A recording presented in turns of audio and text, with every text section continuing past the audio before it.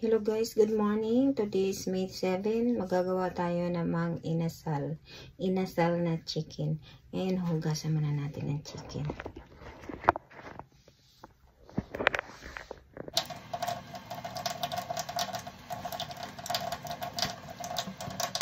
Ngayon guys, tatanggalan na natin siya ng taba. Huwag natin itapon. Kasi gagawin natin siyang chicken oil. Tanggalan natin ng taba.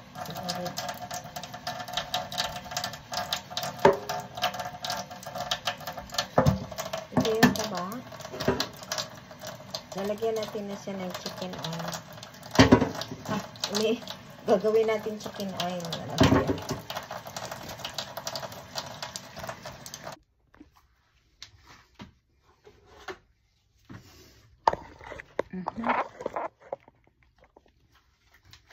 Guys, gagawa tayo ng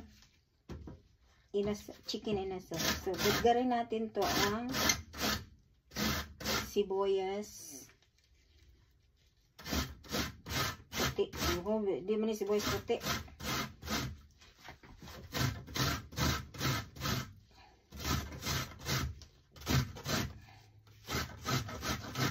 Para makuha yung katas niya. Hello.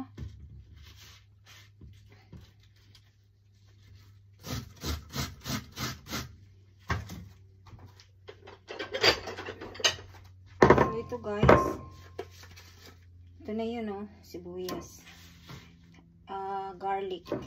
Lalagyan natin lahat para maganda yung ano niya, yung texture niya. Ay.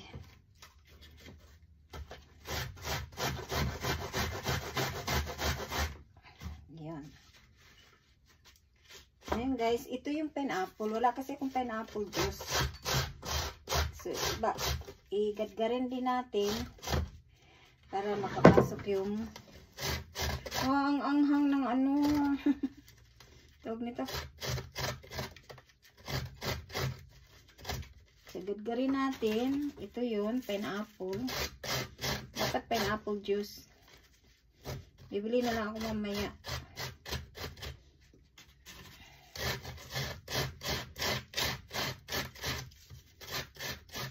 Para manuot yung sarap sa ng inasal. Sa inasal na chicken. Maganda to guys. Subukan nyo. Tatry nyo. Ito. Pineapple na. Pineapple to. Pineapple. Pineapple. So, gagarin lang natin. Halahan dito ng asawa ko.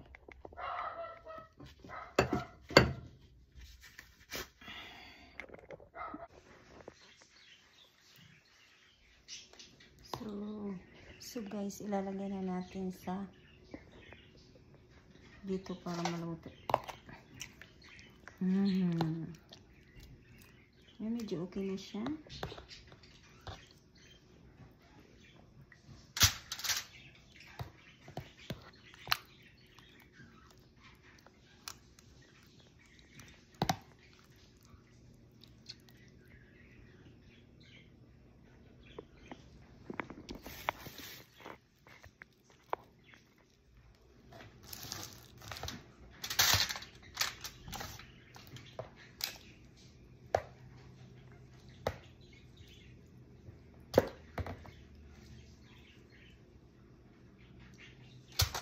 Oops. Baliktad.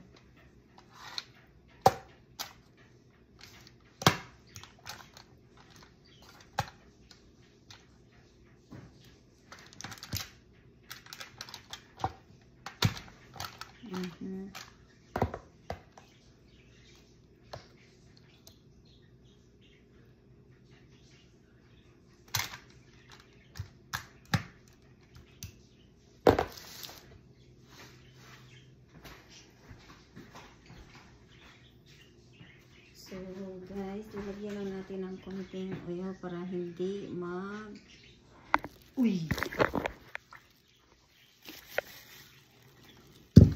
hindi siya mag-dry. Tatakpan natin.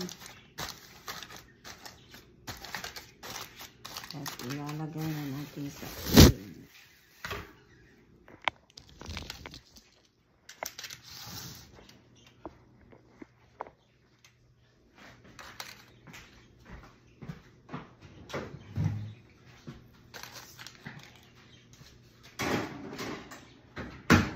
Cook natin siya ng 1 hour. Gagawa tayo ng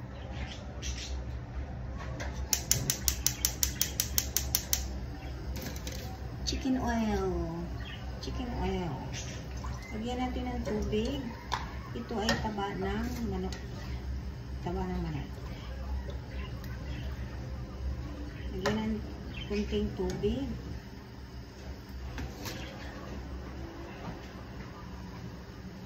Kunting asin para may lasa yung oil. Chicken oil na.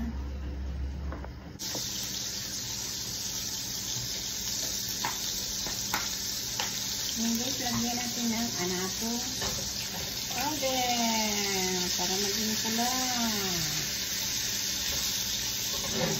Oil na siya, oil. Oil na, oil. Anato chicken oil siya.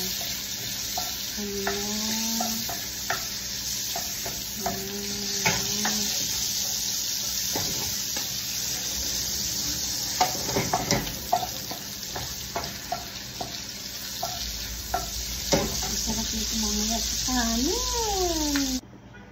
Ang chicken oil ay itatry natin dito. Ito ay chicken oil.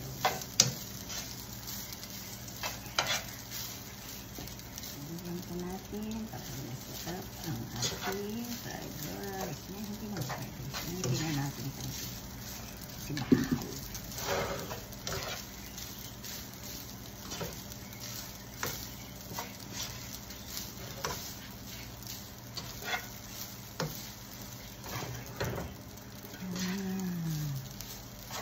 Masarap na siya kasi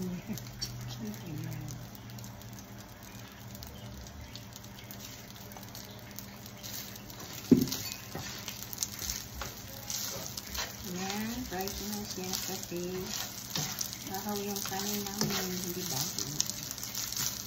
Ginamitan ko lang chicken oil.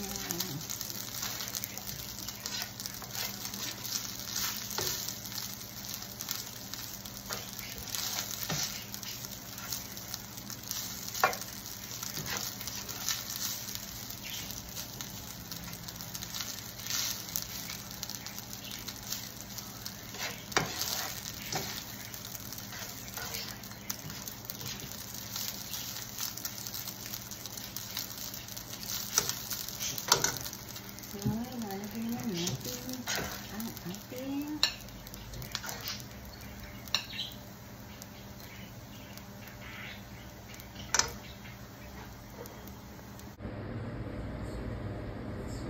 ito na ang finished product.